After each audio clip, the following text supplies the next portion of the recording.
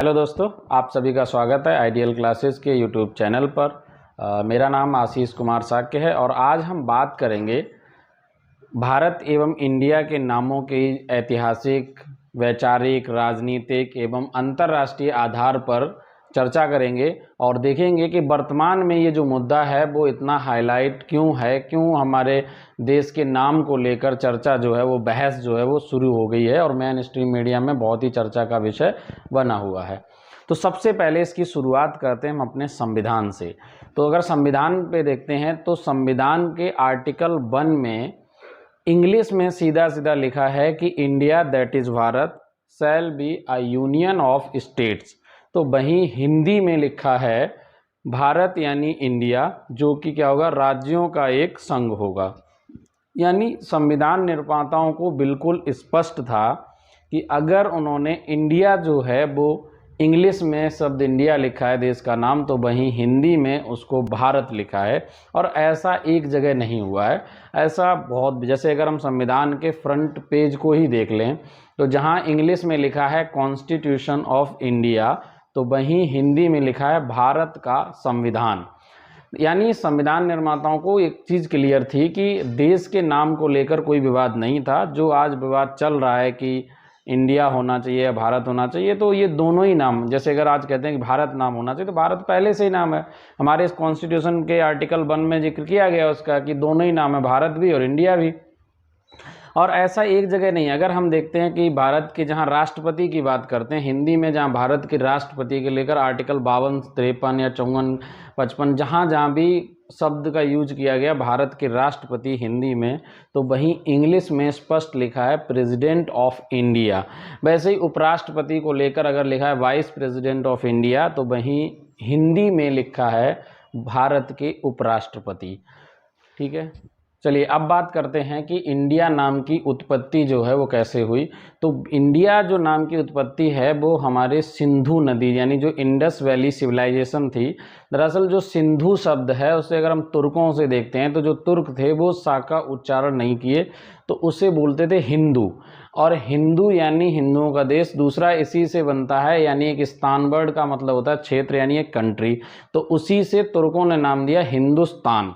ठीक है, अब अगर हम बात करें कि अरबों ने इसे सिंधु घाटी जो सभ्यता थी यानी इंडस वैली सिविलाइजेशन, वहीं से नाम पड़ा हमारे देश का इंडिया। और इंडिया जो है अंग्रेजों के द्वारा दिया गया नाम नहीं है, बल्कि अगर हम देखें कि यूनान का एक राजदूत जो कि चंद्रगुप्त मौर्य के दरबार में लगभग 304 से 299 ईसा पूर्व में चंद्रगुप्त मौर्य के दरबार में जब आया, तो उसने एक पुस्तक लिखी जिसका नाम है इंडिका। और उस इंडिका में भी उसने इंडिया नाम का जिक्र किया। इस पे बहस क्यों शुरू हो गई है, क्यों चर्चा में आ गया है ये विषय? तो सीधा सीधा ये कि हाल ही में अभी नई दिल्ली में एक G20 समिट हुई थी। G20 समिट में जब डिनर पे इनवाइट किया गया था, निमंत्रण पत्र दिया गया, तो वहाँ पर लिखा था प्रेसिडेंट ऑफ भारत, यानी अगर हम पूर्व में बात करें तो लिखा आता था प्रेसिडेंट ऑफ इंडिया, जबकि प्रेसिडेंट ऑफ इंडिया के स्थान पर प्रेसिडेंट ऑफ भारत का जिक्र किया गया। दरअसल ये अचानक क्यों शुरू हो गया मुद्दा कि प्रेसिडेंट ऑफ भारत लिखना, और ऐसा क्यों किया गया? इसके पीछे एक ठोस वजह ये है कि हमारे देश के अंदर जो विपक्ष की सारी पार्टियां हैं उन्होंने मिलकर एक अलायंस किया जिसका नाम रखा इंडिया। और इसी इंडिया गठबंधन जब से बना है सबसे शायद सरकार को मिर्ची लगी हुई है। ये मैं से इसलिए बोल रहा हूँ क्योंकि मेरे पास पुख्ता इस चीज़ के सबूत भी हैं। जैसे अगर हम बात करें 2016 में सुप्रीम कोर्ट में एक PIL दायर हुई थी जिसमें भारत का, इंडिया का जो नाम है वो भारत रखने की याचिका दायर की गई थी। उसमें सरकार ने स्वयं इस चीज़ को सुप्रीम कोर्ट में हलफनामे में कहा था कि अभी जो है संविधान के हमारे आर्टिकल 1 में सीधा सीधा जिक्र किया गया कि इंडिया दैट इज़ भारत या भारत यानी इंडिया, दोनों ही नाम का जिक्र है। तो देश का नाम बदलने का अभी कोई भी मतलब नहीं है, दोनों ही नाम है। जैसे इंडिया बोलना है इंडिया बोले, भारत बोलना है भारत बोले। फिर उसके बाद 2020 में भी एक याचिका दायर की गई, लेकिन सुप्रीम कोर्ट ने उस याचिका को उस पर बहस करने से मना कर दिया।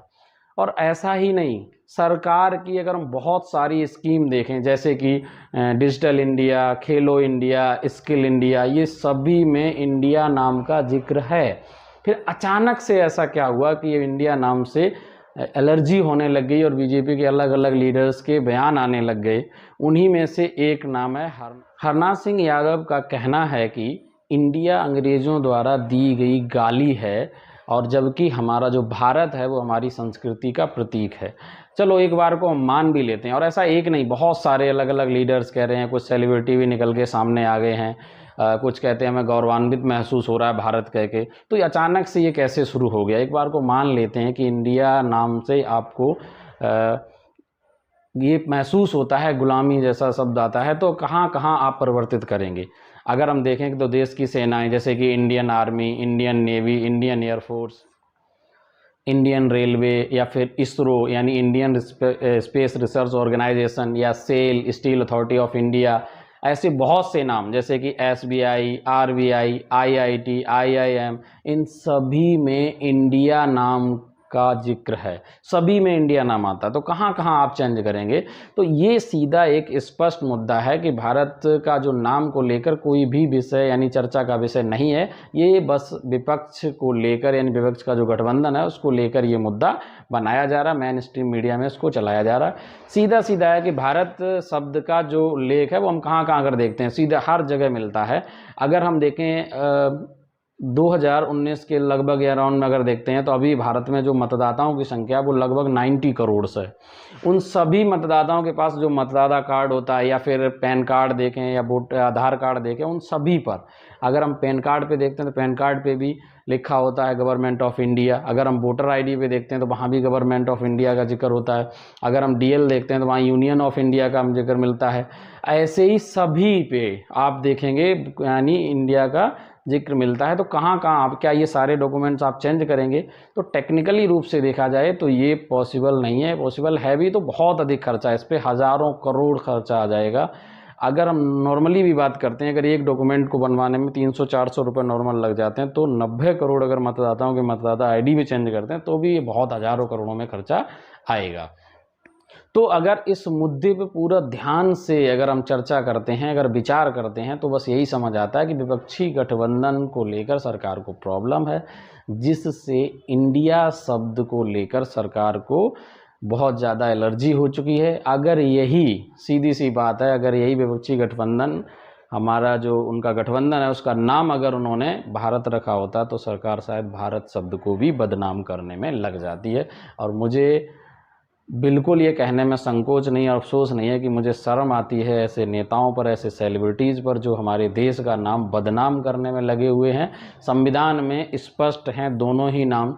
अगर किसी को इंडिया नाम से घिन आती है या फिर उससे प्रॉब्लम होती है तो आप भारत बोलिए, दोनों ही नाम स्पष्ट हैं। और इस पे संविधान सभा में बहस भी हुई थी, और जब बहस हुई थी एक से एक धुरंधर बहस वाले थे, तो स्पष्ट था इंडिया रखने का जो मंतव्य था वो ये था, क्योंकि इंडिया जो है वो पूर्व के देशों में यानी जो पश्चिमी देशों में बहुत अधिक लेवल पे, इंटरनेशनल लेवल पे हमारी जो देश की पहचान थी वो इंडिया नाम से थी, जबकि हम देश के अंदर भारत नाम से जाने जाते थे। अगर हम भारत नाम रखते तो हमारी पहचान जो है वो कहीं ना कहीं विलुप्त हो जाती।